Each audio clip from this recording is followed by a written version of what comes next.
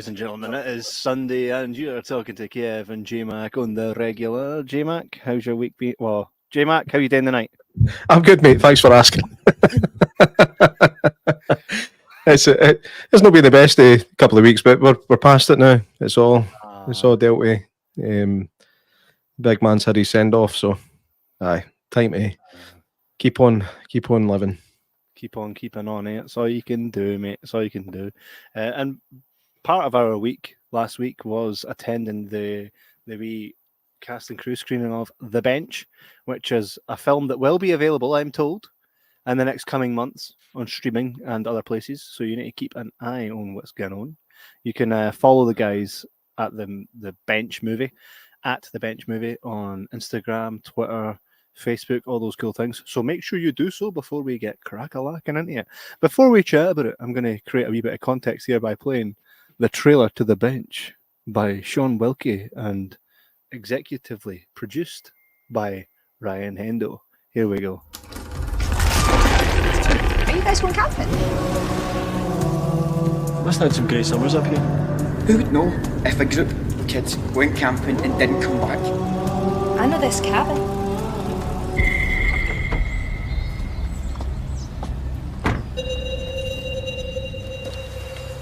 Door wasn't locked. Middle of nowhere, Tommy. Don't even need locks. It's like the mountains. Aye, 'cause nothing bad ever happened in the middle of the fucking woods. When I was little, my grandmother used to tell me stories about a family who lived here.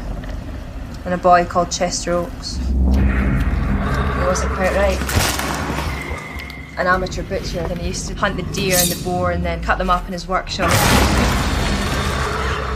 And every now and then, campers go missing up here. And people say that it's Chester.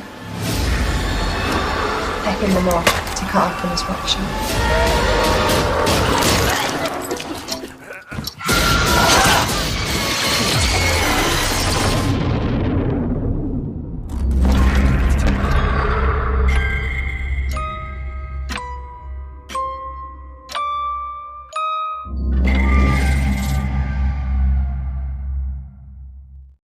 I like what they've done there with the 2008/24 because there's a wee bit of backstory to this. Yeah, it's been a bit of a long haul of production, hasn't it?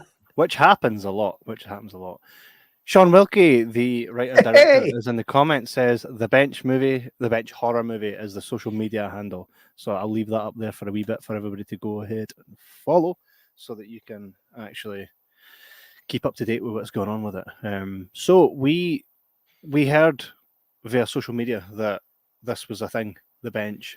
So to create a wee bit of context, we did have Ryan Hendrick on the show was it last year? It doesn't even feel like that. Felt like a couple of weeks ago.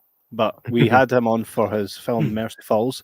Chatted about him for ages with it. I've done a wee bit of business with Ryan in the cinema industry.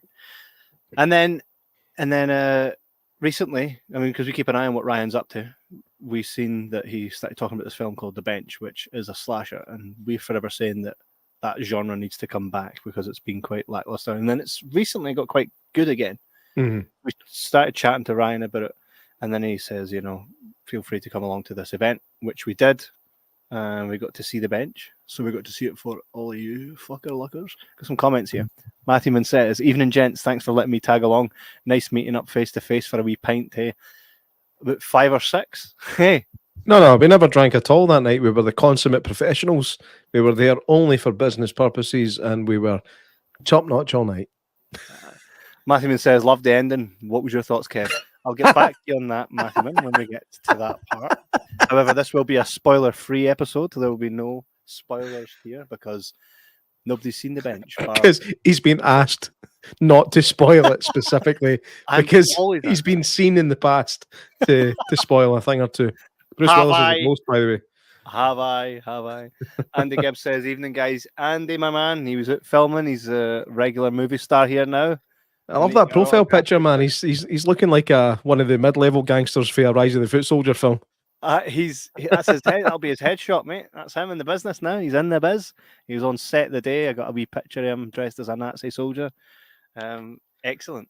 Looking forward to seeing what that looks like. Excellent. Hope we didn't get banned for that one word. I know. The 'cause other N word. J-Mac. Don't make me do it. There it goes. There it goes. Aye. So yeah, so we ventured out, and there's a cool interview coming up with Sean Wilkie soon that we captured on the night. We will have Ryan and Sean on very soon in the future to talk about movies in general. But tonight we're just going to give you our taste of what it was like to get together in Glasgow. Oh, and by the way, on our way, so we kept this out of the wee vlog, right? Because which I will play very soon. On our way, so we met up, got a couple of beers, chatted shit. It was great, and then we're like, right, let's head. On our way up to the bench, up in Renfrew Street, Cineworld, there was a guy dead on the street, and there was a crowd of everybody just like that. Well, we think he was probably dead. There's no thinking about it, mate. He wasn't breathing. He was pan. Aye, let's do that with I some remember- respect. I remember thinking to myself, God, these guys have really gone out to create a vibe for this this wee screening. Aye, poor Philly. It was a shame. So God rest your soul. By the way, imagine if he lived, come back of the century. It's like, mind I was dead. Well, I'm no dead now. Well, if you did live and you happen to see this, come on the show. We'll have a chat about it, mate. I know. What was it like being nearly dead? But it was just disgusting how many folk were just standing about watching, just gorping out here like a morbid curiosity and fuddery. Yeah, I know. It was. I mean, we kind of went like this. Oh shit, that's grim, and then you walk on. You don't go. No, I think it was. Oh, that's grim. Defo deed. Then we walked on. Did you just? All right. That was the height. It. That was exactly what was happening, which is quite out of order. Right. So we then headed to Renfrew Street. We met up with Matthewman, sat and talked movies as you do. This will all be detailed in the upcoming clip with the interview. And then we got there. You spotted Paul Brannigan. I did, because it was after we'd had some drinks and that, and as we were at the bar, everybody kind of disappeared to go to the actual screening. We were just standing about like, where'd you go? And this guy came up and he was like, "You here for the screening?" We're like, aye. He's like, "It's just in the next floor." I was like, "Oh, cheers, mate." He started walking away. I was like, "Wait a minute. Wait a fucking minute." I was like, "It's me. Were you in the Angel share?" I was like, "I was, aye." They came over and had a wee chat. So we're hoping he did say he was going to hang about and talk to us after it, but he I don't know if he got cold feet or if he had to go somewhere else, but he did disappear. But we will find him. We will find him in this show. I found him and I messaged him, and since I've been patched, so I don't think he's actually read it. So, well, hey, if the universe wants us to meet with him and chat about his upcoming projects, then the universe will make it happen. I'm drinking a wee Angel share of the night in honor of him. What have you got? It's nothing class. It's Ben Bracken. What do you mean that's nothing class? Ben It's Bracken is a solid mainstay of Lidl shoppers, and Ben Bracken will always be up there in the award-winning list of. I'm not the biggest fan of it, but it's all right. It's all right. I was given it as a gift. Nice bottle and all that. So I've got somebody at the side of me. Aye. Works for the company in that. All right. See, you get yourself in trouble. We sponsorship. We sponsorship. All right. So let's talk a wee bit about the film. So we come in, and it's pretty cool because the cast and crew, this was at the end of it, but as you can see here, it was very tailored to the theme of the night. We grabbed our beers. There's Matthewman, myself, and J-Mac. We came in, we got our wee photos taken with this cool wee banner, which is pretty cool. Who the fuck ate me? Who ate you? Who ate me? I look massive in that photo, man. I need to get in the middle of photos so I don't get any of the lens curvature making me look fatter than I am. The lens. That's definitely what the problem is. Stupid iPhone lenses, man. Aye, these ridiculous fisheye lenses that always make me look fat. Wait a minute. Added a few pounds to me and all. So we went to see it, started, and the movie itself, I Really enjoyed it. Yes, Matthewman, I'm going to go to this comment just so we're not under any false illusions here. I loved the ending. What was your thoughts, Kev? See, Matthewman's doing that thing right now where he's in on the joke.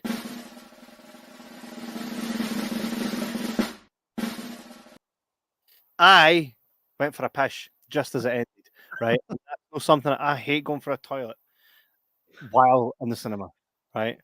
Genuinely, because I didn't like missing anything, but I was so stingy needing to pee. A couple of beers. That was sitting there going, this is a class film. But I had to go, right? And I'd done it twice within the film. And you know that way where it's like, I'm not going to do it. I'm not going to do it. I'm not going to do it. I'm not going to get up. But then I seen Matthewman get up and then I thought, that prick's away for a pee and he's going to release and be like, ah. So the thought of the relief that he was getting was making you worse. Aye, okay, So I get I it. bolted into the toilet, right? We both were in there. We're like, right, let's get back up. Watched it again, right? And then just as I held on for as long as I could, and I never even drunk anything between the first pee and the fucking second and third. I'll get to that in a minute. Oh, you know what they say though. You drink 3 pints, you piss 4. Right, aye. So then it's getting towards the end, and I'm like, I really need to pee. So I ran, peed again, right? Washed my hands, left the bathroom, stopped, and went, I think I need to pee again. So I'll just do another pee before going back up. That way it should have me for the end of the film. As I ran back in, quickly peed again, washed my hands, walked out. I get back at the screening, see the credits, and Matthewman taps me on the shoulder as he walks by, like, needing to pee.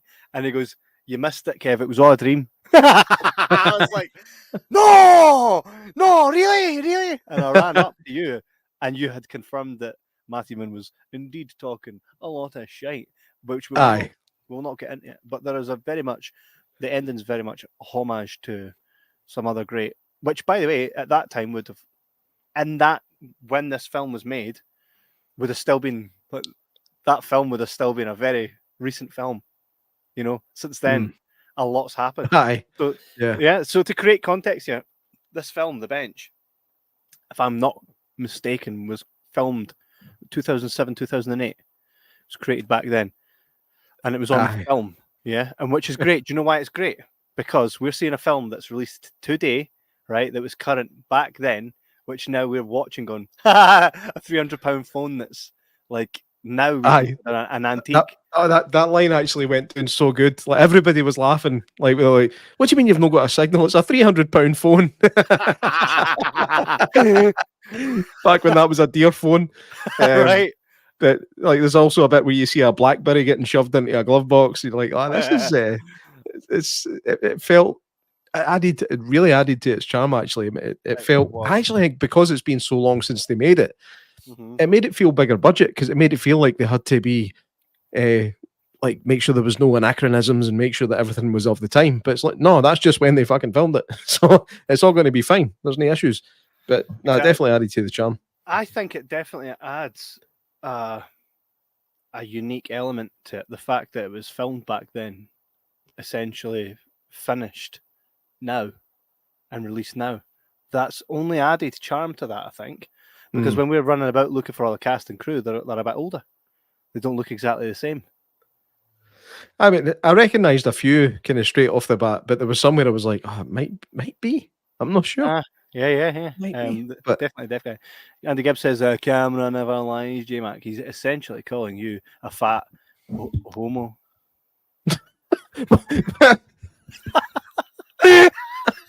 You're going to need to give me a minute with that one. Where the fuck did the second part of that come from? I understand the fat bit. I understand that. I have put on a few pounds in the last 15 years, at least a stone a year, right? But where did the second part come from? What second part? I'm not saying it. You can say it. I don't know. Ask Andy Gibbs. I haven't said it. Janice says, "Hey guys, on our way home from the grocery store." Janice, our American friend, Janice still takes the time to tune in, even when she's just coming back for Asda. Walmart. What a wee legend. Walmart. There we are. You need to definitely check out The Bench, Janice. Stay tuned. You won't understand a fucking word of it, but you'll enjoy it. It's on Italian. The Bench. The Bench horror movie is where you can find it, Janice. Stick with it. Follow the socials, and you'll see it'll be available very soon. And as you all know, we never recommend you watch anything that's pish, and we're telling you to watch this, so you will enjoy it. I need to rewatch it as soon as it comes out. I may even invest in a physical release if that's such a thing that may be possible. I definitely will. Like, I promise that if it does come out on a physical release, I will definitely buy it. Yeah, same. That'd be pretty cool. We know we love our physical media here. Janice says she will. I know you will, Janice. You never let us down. And we never let you down by telling you any shitey horrors. But this was fun. And it had a definite vibe straight up of Texas Chainsaw Massacre. Definitely, because there was just that, I don't know. All that was missing was the... Right. Well, there was definitely a vibe that was created. Sean has his fingers crossed, so that me too. Tells us that it could be a physical one. We've seen a nice physical Blu-ray with Mercy Falls, which I've yet to get my hands on. So it'd be cool to do this. And Sean, if this becomes a physical release, there must be a steel case edition with a slip-off cover, mate. Have to do it, because we will go for those editions, so it'll be well worth the investment. That's like porn for you, innit? It's so a slip-off case. A slip. Did I tell you about the time I used to go into Asda and steal slip-off cases because I felt I was wronged? Like Never Ending Story would come. I'd buy Never Ending Story, right? And then for the same price, I'd see it elsewhere. But it's the same DVD. But I had a slip-off case. And I was like, nah, you're not doing that to me. And I just bought that. Rightfully so, like, no even asked. Take your slip-off case and be like, I never got this with my edition. And I'd be like, walking out with it. I'd never got this. Aye, but I like how you stole it for a different company that sold it to you. Nah, you'll not be fucking doing me like that, right? You'll not be doing me like that. So I definitely was like, nah, this isn't happening. Not to me, pal. So I would just take slip-off cases. If I was in a shop and I saw the same DVD that I've bought and this one has a slip-off case, nah, not a chance. I'm taking it. I'm owed it.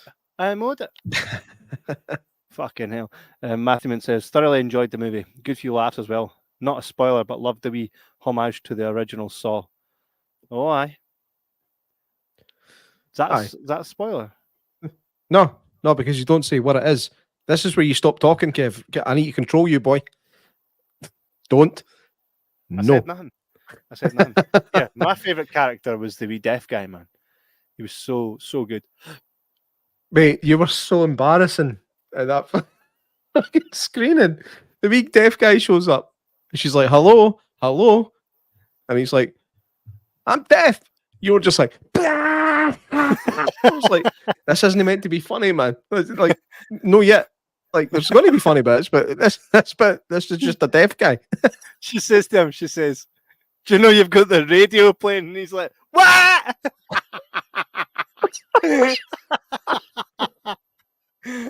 I don't know.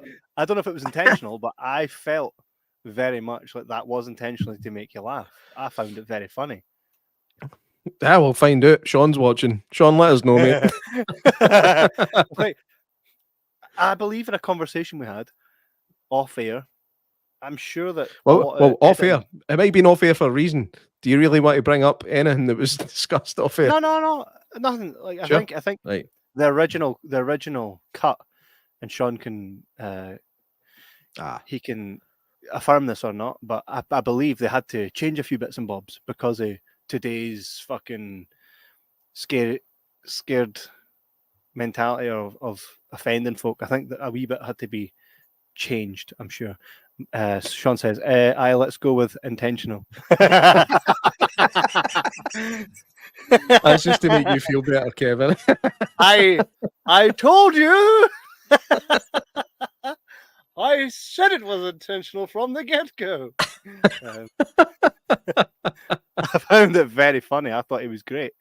I thought there was a charm to him. And every time he showed up, I was like, there he is, man. There he is. And you get characters like that throughout slasher films where you're like, oh, there he is. I remember LL Cool J was that character in Deep Blue Sea. Don't even start by trying to shit on Deep Blue Sea, right? Let's just bypass your feelings. But I felt that LL Cool J was like, oh, he's alive! I thought he was dead. Yes, there's my guy. And that's the way I felt about the wee deaf guy in this film. So yes, but I hope he survives. Aye. Funny. Aye. Aye. Hope he survives. I felt that it was very well put together, and I'll say as well that this film actually has a great, like, so if I said to you, here's 10 films that are made independently in the last couple of years, right? It stands out where you would go, this one's different, yeah, in a sense that there's a lot of, and I don't know if it is because of the time that's moved on. So it was filmed using reel, right? Using film, and then No, I think it was tape. Tape. Sorry, It was which has got filmed a on reel in it, though, tape. right? That tape has a reel in it, though, right? Aye, stop trying to save yourself. Aye, so I shall retort back to my initial statement. It was filmed on reel. Within a tape. Within a camera.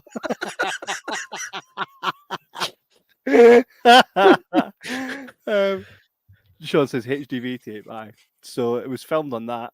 Janice says, I really needed y'all's humour today. Oh, Janice, and we're so glad that you're here to experience that. I hope everything's going good. But strap in then. Because Strap in. sorry, I shouldn't have said such a thing with Lee sitting next to you. The good thing is he'll hear this in 3, 2, 1. Boom. For context, Lee has an array of sex toys. Oh, and God. that's why that we found out about in the last episode. And that's for context for everybody that wasn't aware. So should we go ahead right now and play? I'll go ahead and play our, which I says to the guys, look, I'm going to meet up. I'll do a wee blog. It went all right. I'm barely in it because I'm the one using my DJI to film it.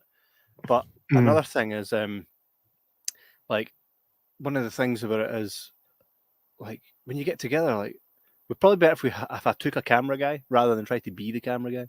You know what I mean? Aye, but it was fun. It was fun. Adds a mild expense to any outing. You have to pay a cameraman to come along. But do you know what? We'll just share it next time. We'll share the camera next time, and then that'll solve that problem. But anyway, there is one person that appears in this segment that doesn't get a credit, and I want to make sure he gets a credit, and it's my extra chin. Yeah, you'll see that. You'll see a lot of that. You filmed me for the side. I was like, "Oh, my fucking big flabby neck's coming in." Chindiana Jones, my cousin Chinny. Every time. Right, here we go, lads. This was our outing the other day. Give you a wee bit of a taste and an exclusive interview with Sean Wilkie himself about the making of this film. Initially, it was supposed to be J-Mac and I sharing the wee microphone, talking to Sean, but for some reason it just naturally fell like Lego onto the ground, and it worked where I was just looking like I was an experienced cameraman, but I'm probably better at talking than I am at filming, and that you shall see. So here we go, lads. Where is it? Purchased, and that's me now heading to Glasgow Queen Street to meet up with J-Mac and Matthewman.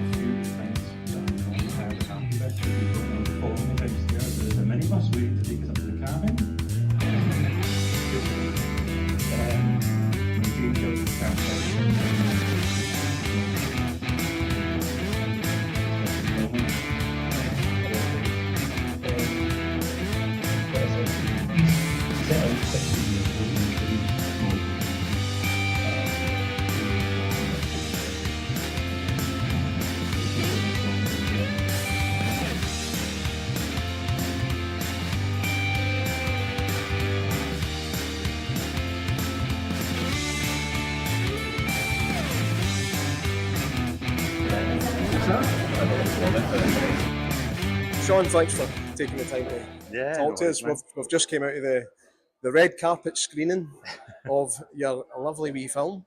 Now, I understand that this film was 16 years before you managed to get it finished and out. What was the story behind the time it took, and what was the struggles behind that? I think we were a wee bit over ambitious. We had made a film before that was like £600 or something. So making this one, we were like, oh, this will be fine. And then funding kind of fell through last minute.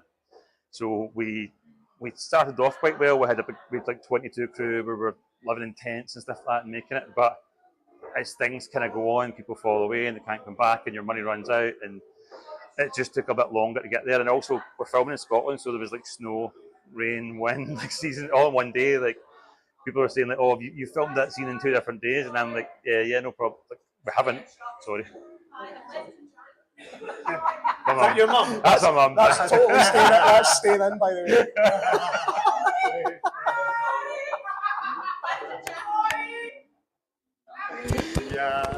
Wait, let's make sure. Is that still on? Just to press the where was I?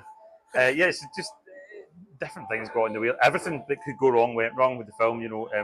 Actors couldn't turn up. We had to recast them and reshoot the whole thing. And then you're kind of asking people to work for no money, so they're doing things in their spare time, like the sound mix or the score and stuff like that. So it just took a really long time to get finished. Aye. And then it sat in a drawer for about 8 years until Ryan asked me if he could do something with it. How did Ryan get hold of it to approach you with it? What was the introduction there? Ryan was making films kind of at the same time I was. There was a lot of people making films at the time, kind of on a low budget scale, and Ryan's continued to do so quite successfully. We Lost at Christmas and Mercy Falls recently, and he kind of came to me and says, like, I've studied the market and horror films sell really well in America, even ones as shite as yours. This is exactly what he said to me. Would you mind if I took it on and tried to sell it? And I was like, well, as long as I get something from it, and B, I don't have to do anything with it. And he took it on, and he did a really good job editing it, and that kind of got me wanting to help again and get it made. So had you kind of given up on it by that point? Were you just like, it's going to sit in the drawer for?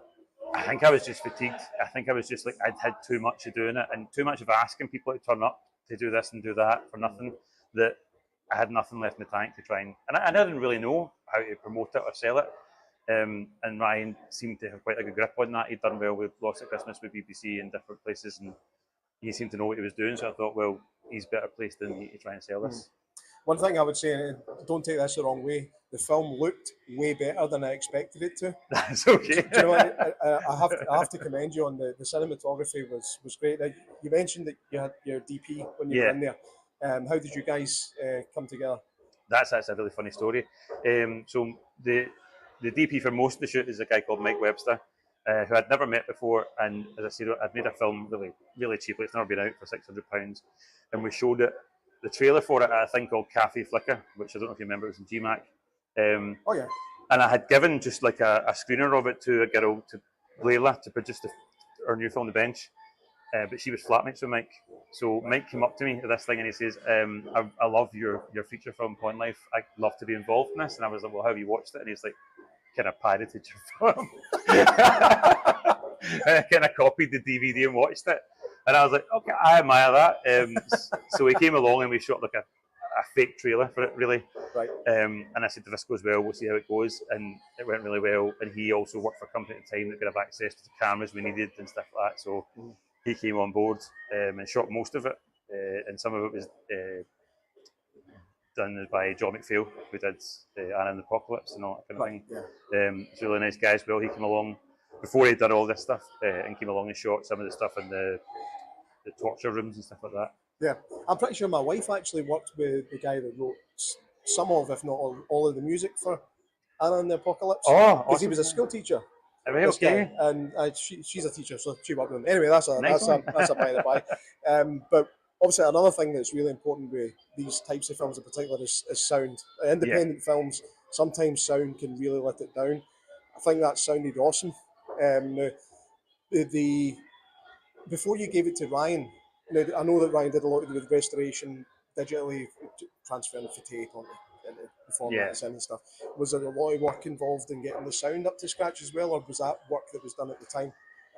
There was a lot of, with my first film and stuff, there's a lot of problems with sound and stuff, so this time we really wanted to get it good. But things can happen. Sometimes I'm doing the sound and stuff like that because there was nobody there. But we had a guy, Joe, who did the sound mix to begin with, and that was good. But I think with Ryan doing it now, Dave McKeach did the sound mix, and because of the advances in technology and AI and all these different things you can do now, he was able to fix a lot of the problems in it. I mean, I've seen it like 20 or 30 times now, and watching it with him, I was like crossing my legs, being like, oh my God, like, this is really unsettling at parts. And he kind of prides himself on making people faint during watching the film. So I think like he really went for it, and he's done some incredible job. So a lot of that sound would have been from Ryan's end and Dave and stuff like that. Right. There was sound there, but they went for it, and they added a lot of that. And the sound really plays on it because there's a lot of this. This is, to me, it was like Texas Chainsaw Massacre, where you feel like it's really gory, but it's not actually that gory. There's a lot of stuff happens off screen that suggested it's all happening in here. Was that an intentional thing, or was it purely budgetary? I think it was a bit of both. I think I'm a bit of a wuss when it comes to horror films myself, so I was probably like, I don't want to put anything in this film that I can't watch. But there was stuff in the script that didn't make it into the film that was a bit more gory, that we just didn't have the time or the special effects to do, or the makeup effects or whatever to do. So there was things cut out, but I think going in, we were always kind of like, we're going to just cut away at certain points and just imply that things happen, because sometimes your imagination's scarier than what actually can be seen. Do you know what I mean? There's a lot of films, I think, take it too far, and it's gory, but you're like, well, it's not as scary as it could have been, kind of thing. So it was a bit of both. It was implied, but it was also budgetary. No, it was really, really well, really effective. Excuse me.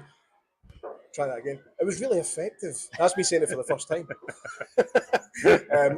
And the cast as well. I mean, again, for an independent horror film shot in Scotland, I think the actors all did a really good job. How did the cast of characters come together for you?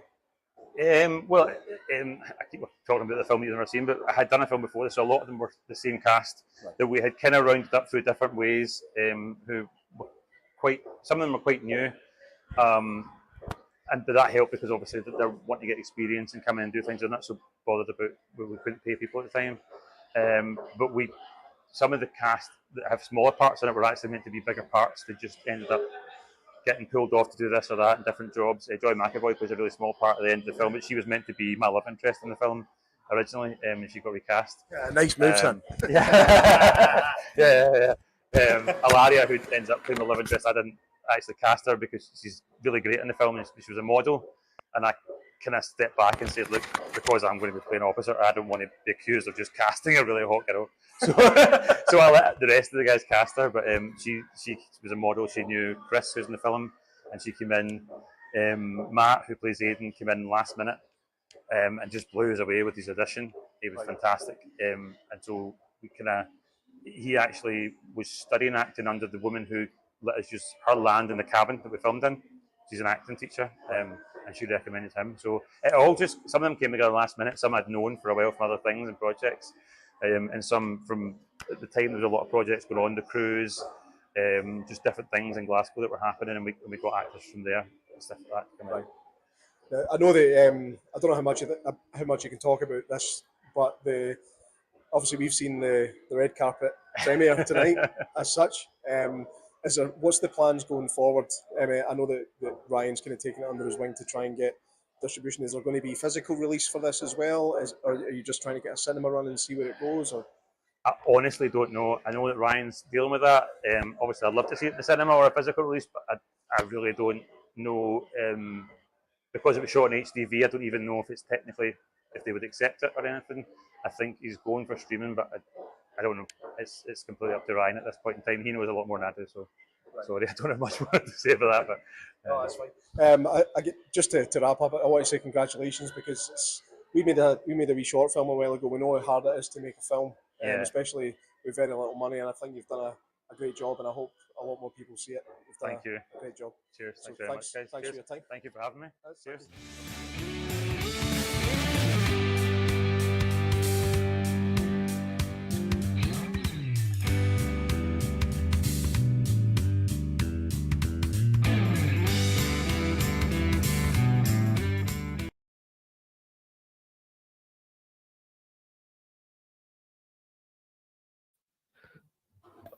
Oh, I was muted. I know. I'm like, J-Mac, you're muted, you fanny. Stop talking.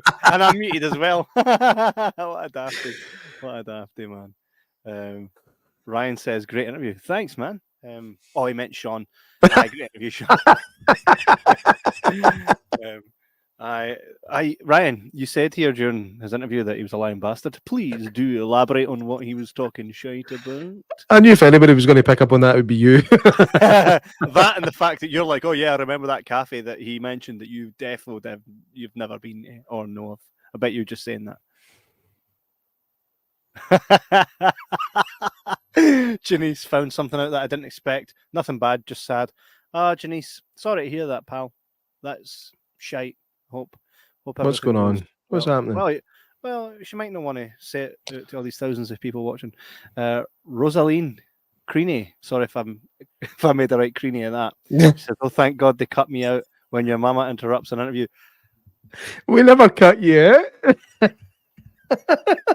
Is this Sean's mother? We should have her on purely just for the banter. Oh, it was so funny. I said at the time we were going to leave it in, and we fucking did. Yes, there's a how many times? I think we've only ever cut out like 2 things during the whole like 6-year span of this podcast. Where everybody's like, "Can you make sure you just cut that out?" I'm like, "I no bother." Never fucking do. But there was a few times where like actors calling other actors. But from like, now on, if you ask us to, we will for anybody wanting to do anything. So, aye. You're saying stuff like that, man. Rosaline says, hee haw, because whatever you've posted has not come up. But PM me check. Oh, God. There's nothing worse than a PM me check, eh? Anybody know what time the doctor's office opens? Oh, you're right, and PM me check. Fuck off. Google it, your tit. I have some images here, by the way. So this here is a still from the film, right? And that actually does. How Texas Chainsaw does that look like? Oh, not at all, mate. I can't see it. Here's a and look at Sean. There's big Sean on the right. That's some mop job you had back there, son. Mate, J-Mac, we go back like a couple months on this podcast, and you've got a haircut just like it. Hey, very, very possibly. In fact, what was one I sent you the other day? That very one. Was it that very? I don't know what. I look like Derek. So this film again. Look at the feel. It almost feels like you're watching something from a really earlier time.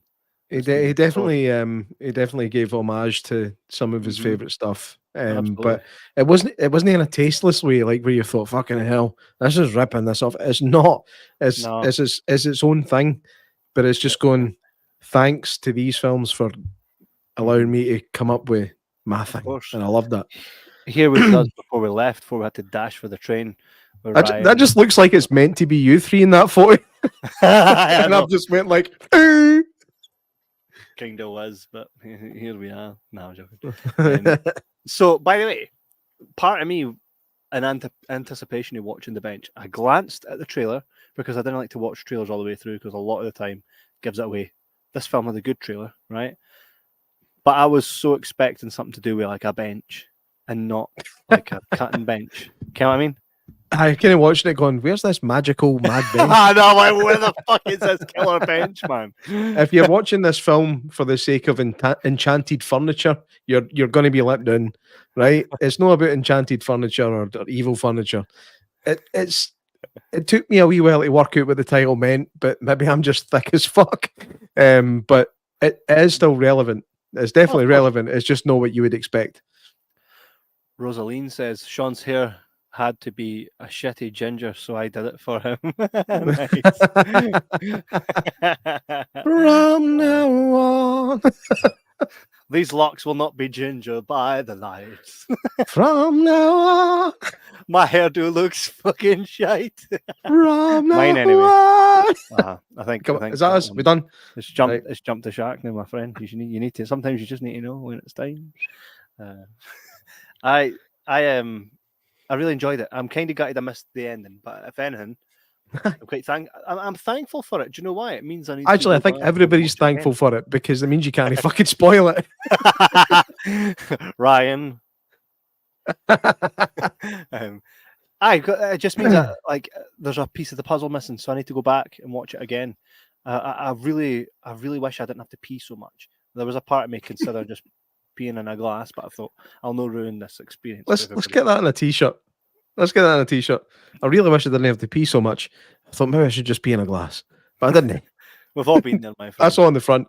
Ryan says, Enchanted Furniture, the music remake. The Bench edition. It's a stage show. There you go. The Bench.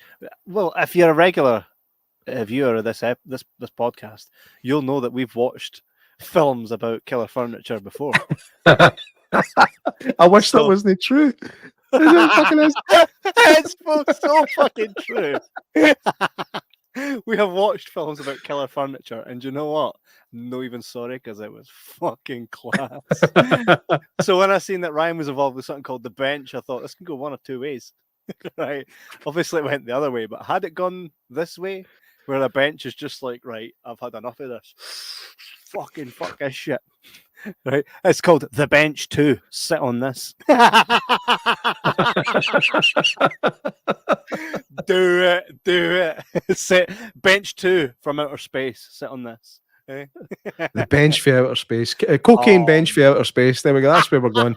Cocaine bench from outer space. Yes. We could have so much fun with that. Where's Matthewman when you need him? So when I seen that they played it straight, I was like, okay, we'll go with this. I really liked it. It's one of those films that, cause sometimes I put on films that are not not even that. When I say not even that independent, a bit higher budget than your average indie film, right? Where you're like, come on, you shouldn't be making these mistakes, right? And sometimes I'm like, this is just so, like, the worst thing is, right, I can forgive a film for being shit, right? I cannot forgive it for not having me interest in film. Like, I cannot forgive you if I'm like, here, what the fuck else is on? I can't forgive that. I can forgive mistakes. It definitely keeps your interest. And one other thing it does really well is actually makes you give a shit about the characters, because there's not one character in it that is actually unlikable. I mean, you could maybe argue like some of the side characters, like the wee camper guys, they were a bit freaky, but the main characters in the story, you actually do give a fuck about every single one of them, and that's not easy to do. I know, especially at the writing stage. Never mind the casting and acting stage. Even at the writing stage, it's hard to do that. So they did fucking well. I did like the fact that there was a lot of logic being spoken of as well. Like, oh, right, we're going to this. Like, of course, we're going to. Nothing's going to happen during the day. We'll be fine. That happens. I'll take that one. That happens quite a few times where I was howling. Hey, you were howling all the way through it. Probably just trying to hold on your pish. No, but did you feel that there was an element? There was an element of humor in a lot of it as well. Like, so and it's deliberate. It's not unintentional. Right? Like it's not unintentional humor. It's there are jokes attempted and there are jokes landed. So it does work. The character that Sean plays actually probably has the most good funny lines. What was his name again? Steve. Aye. Big soldier boy. It was Steve. I just really liked how, when you watch like Dog Soldiers for the first time, and you're like, I wish I could have seen, like, I wish there was a bit more of what it is that I'm watching, or in that same vein. I know what you mean. What I'm trying to say. Sometimes I try to say something and I don't know like it sounds right to me, but not everybody else. Great when you're a podcast host, right? It tends to happen on a Sunday night whenever we do a podcast, and you're always tired. But you don't seem too bad tonight, man. I think it seems like you might have had a bit of an easier day than you would normally have had. Dare I say? Is that so visible? Do you want me to tell you why? You phoned in sick. Phoned in sick? Aye, right. I can't phone in sick for my job. How you doing? Hello, me. It's me. I'm not coming in. No, do you know what it was? My girls were staying at my sister's tonight. That explains it. You've got less women in your life tonight, so your life's a lot easier. They're at my sister's, and I'm like, running about the house going, right, I need to there's nothing to clean. Running into the rooms going, it's almost podcast time. I need to make sure they're set. I'm like, this is strange. I mean, the craziest two in my life, my daughters are just like the my sister's problem tonight. No, they're having a great wee time at my sister's, and Hi, Donna. That'll make. I don't even know if she's tuning in. She'll not be tuning in. She'll have her hands full.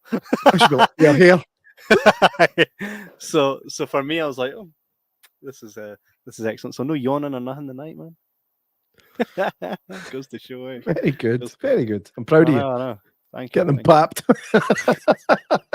Might make this a regular thing. I hadn't expected to see Stephen McCall pop up in a film like this. Oh, he will do and has done. Oh, yeah, I know he has done in many. Just know this one. But he's this film, I think, really does have the potential to have legs on it. Excuse me. I really need to learn how to use a mute button to better effect than just trying to cover up a fart. I should use it for coughing as well. But no, I think it does have potential to catch on. It has to get that physical release, though. If it doesn't get the physical release, in fact, you know what? Release it on video, Sean. Release it on VHS. I know a company that can do that. I know a company that can do that. I can fucking do it. 30 quid, mate, done. No. For 30 quid to this company, you'll get the artwork and everything, and the tape. And what makes you think I can't do that? Huh? It's called Lunch. I think they're called Lunchbox. They do a couple of my friends' ones, but I think there should be a limited run. Get it up on Kickstarter for the physical. Ryan's probably got it covered, man. We're preaching to the choir here, I think. I know. Ryan's already got the Doug's balls at it, and we're like, do this. So, all right, I'll listen to a couple of podcasters about something I've been doing for a living for years. Matthewman says he'll maybe pop up on the bench too. Bench harder. Mate, do you know? See, after the film, we're cutting about upstairs, right? And we're just kind of going, okay, there's a guy with a T-shirt on that says Shudder. So either he works for Shudder or he really loves Shudder. And nobody asked him, right? Ryan put a wee funky face. I don't even want to think about what that might mean. It was nice. It was nice knowing you, Ryan. I'll see you. So we're cutting about going, right, there's about 3 dudes in here with long hair that could have been the killer. So we were wondering, is the killer in this room? It was like we game of Cluedo. It really was. I think it's that guy. And we're like, nah, he looks just right, but he's way too young. It can't be him, because this was 15 years ago. That guy would have been about 8. Like, all right, it wasn't him. And it was like, oh, maybe it's this cool looking guy with the long grey hair. Maybe it was him that was the killer. If Sean, if you're still watching, was the killer there? And if he was, going to put a circle on him. Here, there's a great idea for a film, eh? Movie premiere about a film about a killer, and the killer stalks everybody at the movie premiere. It's a bit Scream 2-ish. Think so? Aye, wee bit Scream 2. But I see where you're going with it. Leave it with me. I'll write it. And it's like the whole time it was a wee lassie called Brenda. Nobody seen that coming. Why Brenda? Because who kills Brenda? Brenda never did anything. Brenda never does anything. Nobody ever says, hey, by the way, somebody went with an axe and went into a beauty salon. That's so done true. Everything, Who did it? Brenda. Who did it? Brenda. You're like, fuck off. Did she fuck? She done nothing, man. Brenda does nothing. That's exactly what kind of shit happens, man. To anybody watching called Brenda, I'm really sorry. But you're doing nothing. Sorry, Brenda, that you're fucking lame. Just joking, Brenda. Just kidding.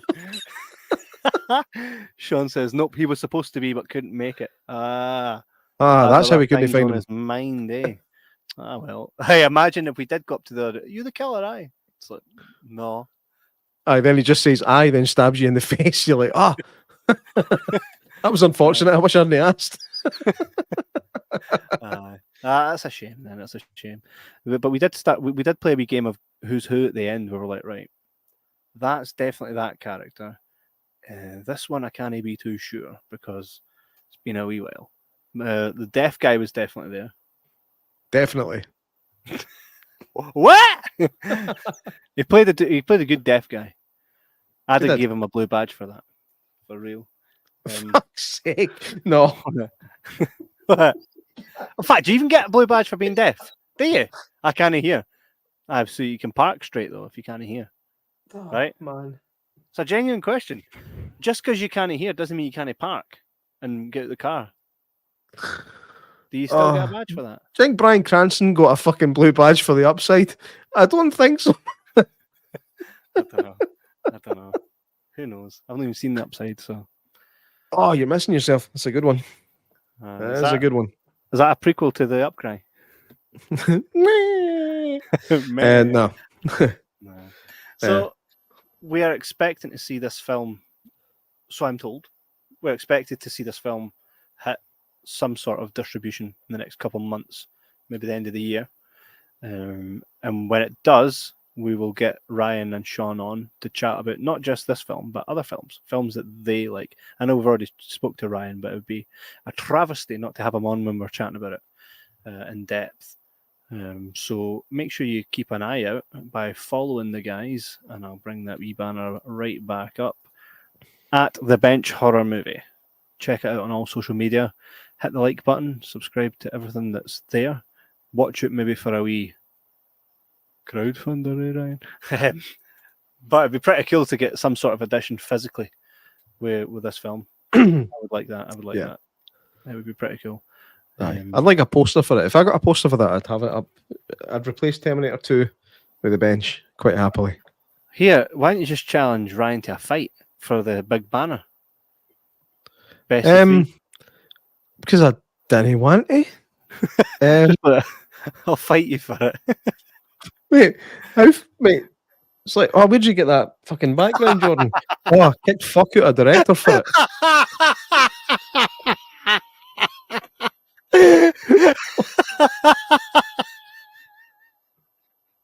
I kicked fuck out a director.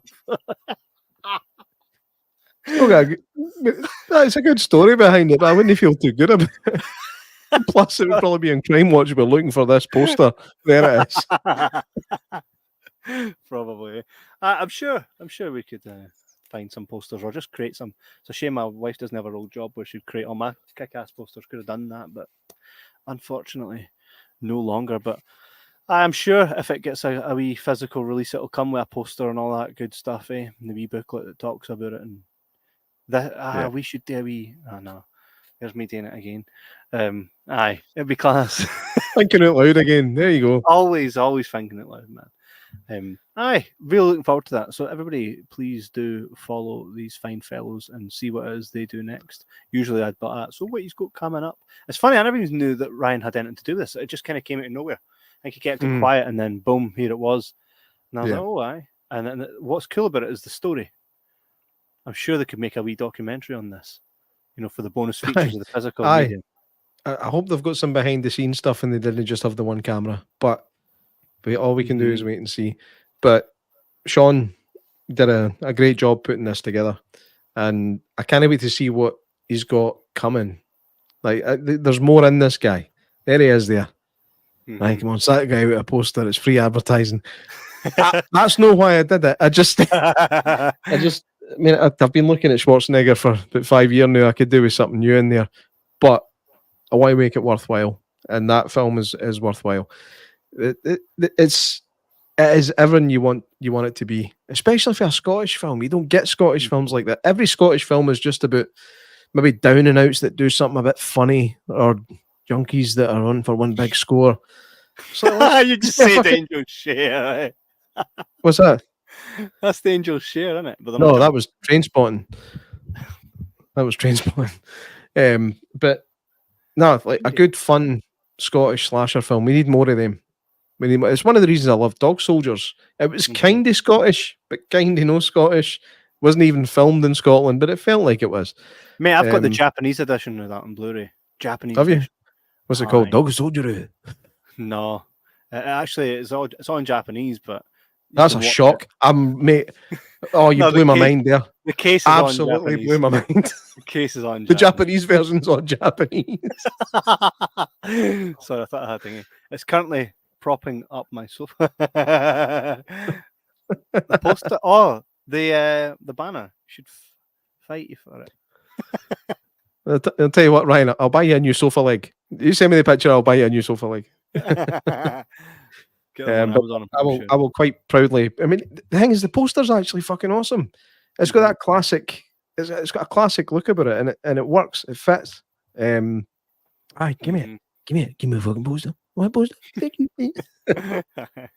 Matthewman here. Aye, Matthewman, you've been a bit quiet. Pipe up, man. Cracking wee surprise of a movie. Looking forward to what comes next. Definitely. Matthewman and I share a proper love of like horrendously crazy films, but this was not one of them. I would have still loved it if it was, but no. I think it'd be pretty cool. Where do you think, J-Mac, where do you see this landing? Arrow, Shudder, Netflix? Definitely Prime. I would like to see it land in the cinema. Scottish, at least every cinema in Scotland. See, this is where Scotland should do things like the French do it. They have to have a certain percentage of films that come out in France have to be French made. It's a rule. So they should do the same in Scotland. Just get Scottish films out there, get them seen. If they're successful enough, release the physical copy. Even if they're not, get a chance on physical. I know it takes money to do that. It's like speculate to accumulate, but that's where, like Kev says, that's where crowdfunding comes in and all that stuff. But I want to see this. I want to be able to go and see this at the showcase. I mean, I want to be able to kick back with still plenty of leg room to let people buy. I want to see this in Arbroath. I want to see this in Alloa. You seen my face there, eh? You're like, we're just going for the big chains here. Fucking nah. I say, see for my good run in Bathgate, when we had Bathgate, I played tons of indie films. And even though like the big boss was always like, "What are you doing?" I was like, "Fucking trust me, right?" Because I believe there's a place for indie films, and we should be showing our films made here on our own doorstep and giving the independent filmmakers a chance to really fairly make money off of films. And somebody comes in to see fucking Oppenheimer, and we've got the assets up and the trailers playing for these films that we're showing. I think that's how you get the ball rolling on a lot of features. And I'm a big believer of that. And I put my money where my mouth is and fucking done it. You know what I mean? So there we go. Fucking pat my back, Rick. Matthew says that's where I want to see it. I want to see it getting at least a Scottish release, a general Scottish release. That's what I'd love to see. That'd be pretty good. Matthew says, nice seeing Big Dick pop up on the screen again. It means Dick Dynamite. He said Dick Dynamite. Cool. You are being a knob. Matthewman actually is the artistic creator for Dick Dynamite. He created all the assets, or the was it the Japanese poster, the poster, so all the things you see. What? You thought your pal was asleep, mate? Oh no, he probably was. That's how you know how good your podcast is, when your mate's listening to it getting made live and fucking falls asleep. He has been working since 5 o'clock this morning, so I'll forgive him. Fair dues, until the show's finished. Then he's getting benched. So it was cool for Matthewman to come along and see Dick Dynamite on the big screen again with the trailer, which is cool. We've done a lot of work with Dick Dynamite. A lot of fun, and there's some really cool stuff from the guys coming up soon. Also, go check out their podcast. It's the Square Go Films podcast. I've already plugged it, so you know where to find it on the Square Go Films YouTube channel. Beans, Sandy, and Ian all talk some great sense about indie filmmaking, so go check that out. The thing about Beans is, like, Beans, he's good for the heart. The more you chat with him, the more you fart. Shut up. Matthew says, did the guy actually work for Shudder, by the way? I think only Ryan or Sean can answer this. There was a dude kicking about. I think he was pretty jacked. He had a Shudder t-shirt on. Did he work for Shudder? Or is he just a fan of Shudder? I'm going to go that he was a fan of Shudder, because nobody wants to wear their work shirt anywhere they go. I think he was just cold. He was just cold. There it is. Hashtag indie film in Scotland. This played before the film. Had an array of different films. By the way, quickly, is there a place where... So Mercy Falls is available online. You can buy the physical on Amazon, I believe, right? And you can find that on Prime. The other films, aside from Dick Dynamite, because I know that that's not available anywhere yet. Mm. The other films that were displayed before the bench played, are they able to be found on any streaming platform where we can push and we can go see them? Ryan says no, but he's a Hollywood script doctor. Ah, script doctor. So he wasn't working for Shudder. So he's a fan of Shudder, like I had humbly suggested. That's pretty cool. A script doctor. So this one's definitely fucking deed. Nah, that's pretty cool. I've got a few friends that do a few things like that, and apparently it's quite the thing if you're writing any scripts. Of course. Aye. Once Ryan answers my question here about where we can find those other films included in the indie film in Scotland, we'll let all you get to your bed for work in the morning. It's the summer holidays, and everybody's running rampant because their kids are all off, and it's actually deceivingly quite roasting. I've seen a lot of stuff online recently about Americans taking the piss for our heat wave warnings for temperatures above 26 degrees. They're like, oh, look at the UK, really, you're getting a heat warning for 26 degrees. It's like 29 here every day in winter. It's fine. UK heat is fucking different to UK heat, so to heat everywhere else, right? Mm-hmm. 30 degrees in the UK feels like 54 in your average country. I don't know what the fuck it is about there. I don't know if it's all the bullshit that come out of politicians' mouths or something. I don't know if it hods the heat. But there's definitely something different about British heat. I think it's to do with humidity. The humidity is so fucking brutal that it makes 25 degrees feel like 35 degrees. So, fed up of your pish. Just stop it. 26 is fucking hot here, okay? Smashing. And Ryan says, yes, most of the films are out there. Dick Dynamite and Hostile Dimensions are due out. Class. We've already seen Dick Dynamite. Glad you finished that sentence. A few times now. I actually hosted it up at the Adam Smith Theatre as well, which was really cool. Got to do a big Q&A there. You weren't there, J-Mac. Pants. No, I was invited. I couldn't go. And Ryan says, Prime Video and Tubi, I think have them. Perfect. Well, guys, go and check that out. Also, by the way, if anybody else watching tonight has films and cool stuff you want us to get involved in, we absolutely love it. Love going along, no matter how big or small the event is. We are continuously invited to premieres in London, but the issue is they're in London. Mate, we got invited to, what's that new film? Did you see it? In a Violent Nature. We got invited to the premiere of that in London, and I'm like, it's in like a week. And like, fucking London, man. Gears all the Glasgow stuff. So if there's anything going on in Glasgow or around about Scotland, I mean, we can do the long-term ones, but Gears a wee bit more notice than a fucking week, man. See, if you're married, a week is not enough notice to go down to a premiere. A week is an hour in a married man's life. Yeah. Yep. So stop that. Stop it. Aye. But if anybody has any films they want us to check out, to review, any of that cool stuff, don't hesitate. We're always up for it. We're always up for doing what we can and shining a wee bit of light and just generally giving feedback, because as much as we love to review films, we're not critics. We're just people watching films and giving our honest opinion on what we've seen. And usually, most of all, in fact, not always, sometimes we come on here and like, that was fucking shit, and then the director comes on the next game week and we're like, it was all right, aye. I like that bit, aye. Oh no, I mean, I don't think that particular thing has ever happened, but it's felt fucking close to it a few times. But we did that. Aye, but he was in on the joke. That was the thing. Like, he knew it was terrible, so we were slagging it, and then we asked him to come home. He's like, okay, I'll come on. But I didn't know he'd watched our whole episode about us slagging it off. Mm-hmm. And they came on and he was like, everything you said was right. And I'm like, no, it wasn't. It wasn't. However, that guy's a legend, and the film will forever be up there. Samurai Cop. What such a nice guy. In fact, Lee, we'll watch Samurai Cop.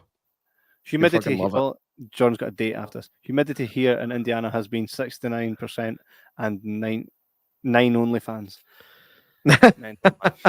90. That's 90 Fahrenheit. I can't remember what that is in Celsius, but there's something different about UK heat. Janice, you will come over here at some point and you will feel UK heat. And Bow chicka wow. Call me UK. and walked into that one, didn't I? Call me UK because I'm about to hit you with my. Fuck's sake, J-Mac.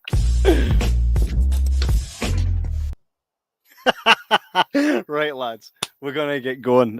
Thank you again to Sean, Ryan, and everybody involved in the bench. Not only was the film great, but the event was class. Really did have a good special feel about it. It was good to be in amongst so many really talented people. Guys gave us our time to have a chat on the night. We'll definitely get a podcast together. We'll get everybody together and we'll have a wee chat again about what's coming next. Chat a wee bit more about indie film in Scotland. Always here for that great stuff. And Janice says, and I will be right at home. Lol. So again, everybody make sure to follow the bench at the bench horror movie. There it is on the screen. You can just keep your eyes open for what comes next, and follow and like the film when it comes out. Check it out because you'll not be raging about checking it out. Paul Reeves says, "Cool show. Thanks, my man. I'm loving the live long and prosper." I wonder if he's a fan. I'm not. You are, J-Mac. I'm not. I can do it with both hands, by the way. Both hands, mate. All he can do it to you. Fucking course he can. Janice, the feeling is mutual. Thanks again, everybody. And like I says, make sure you support indie film. Check out Mercy Falls if you haven't. And if you want to see our interview with Ryan, go back a couple months. You'll see it. It's Mercy Falls with Ryan Hendrick. It's quite a while back, wasn't it? It feels like forever ago. So we need to do a thing. Ryan says Paul designed the poster. Aha! Shout out to Paul Reeves. Go check him out on Instagram and everywhere else. He designed the artwork here. Paul, please send a poster.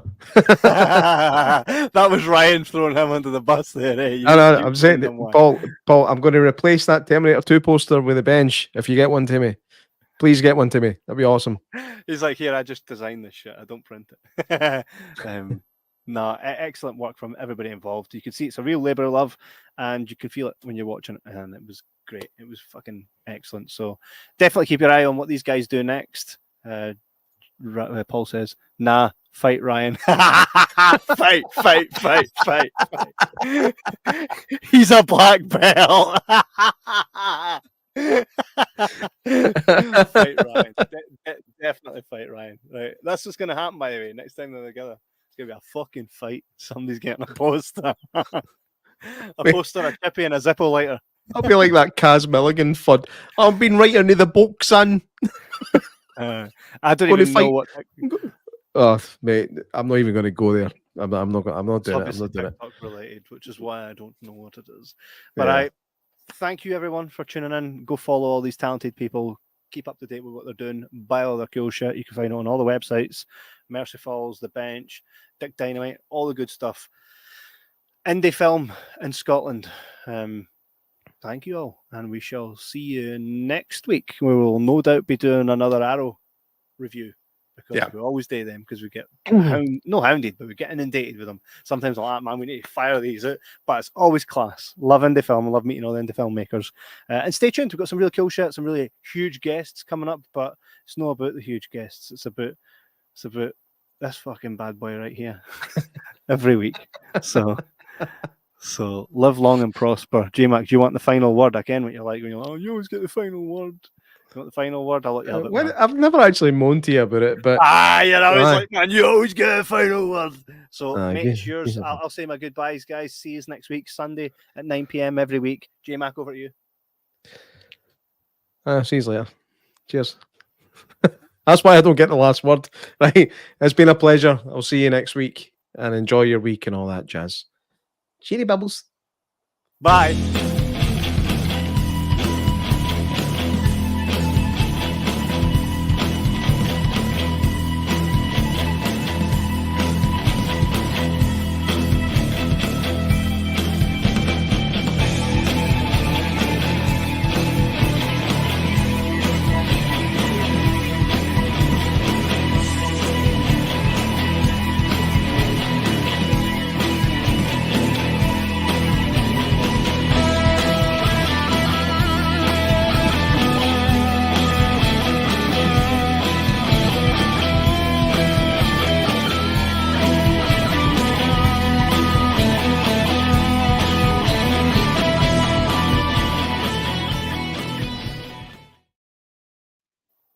I'm in two minds about this one.